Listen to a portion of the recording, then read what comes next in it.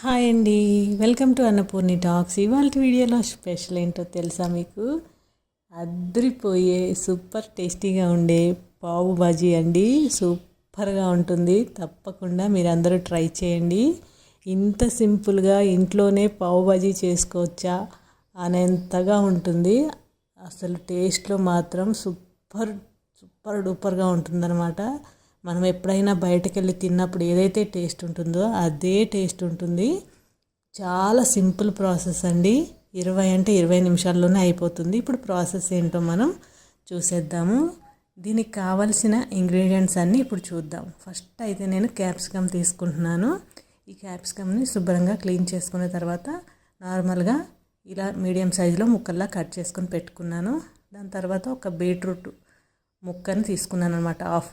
దాని తర్వాత ఒక ఆనియన్ తీసుకొని సన్నగా ముక్కలు కట్ చేసి పెట్టుకున్నాను. ఇంకొక ఆనియన్ కూడా పైన చల్లుకోవడానికి కట్ చేసి పక్కన పెట్టేశా. ఒక 3 పచ్చిమిరపకాయలు సన్నగా ముక్కల్లా కట్ చేశాను. అలానే ఇది గాజర్ వేస్తున్నానండి నేను.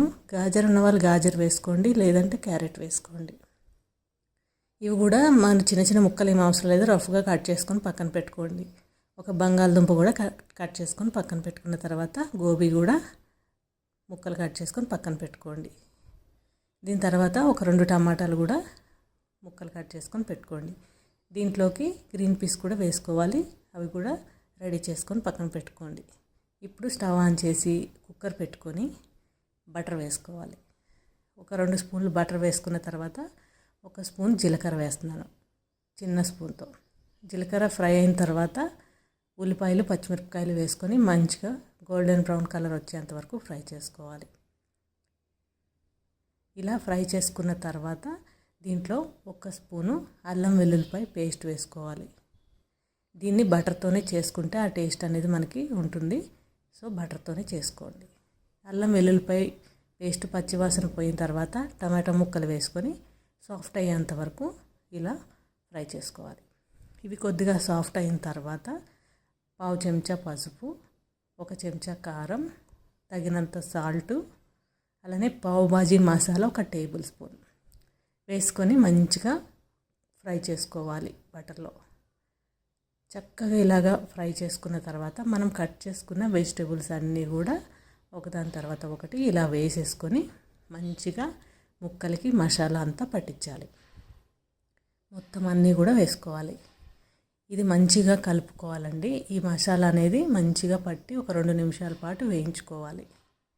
ఇలా వేయించుకున్న తర్వాత దీంట్లో వాటర్ పోసుకోవాలి. నేను ఒక కప్పున్నర వరకు వాటర్ వేస్తున్నాను.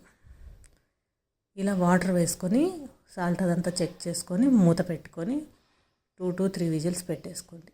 ఇప్పుడైతే పావు బాజీ మనకి రెడీ అయిపోతుంది కదా.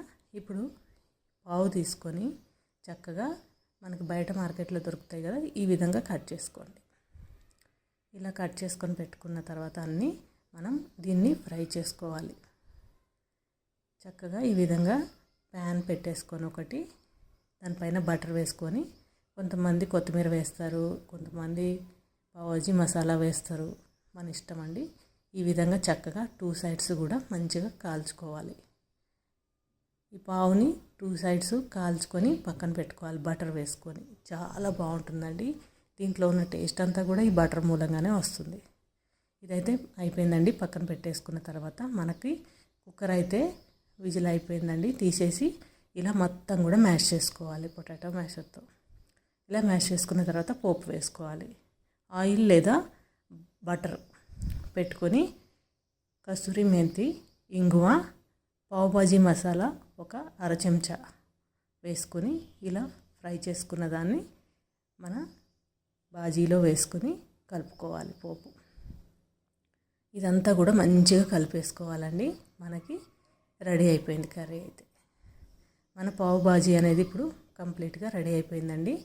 మంచిగా ఇలాగా వేసుకొని దీనిపైనుంచి ఉల్లిపాయలు, కొత్తిమీర వేసుకొని నిమ్మరసం పిండుకొని ఎంజాయ్ చేయడమే. ఇంకా సూపర్గా ఉంటుంది.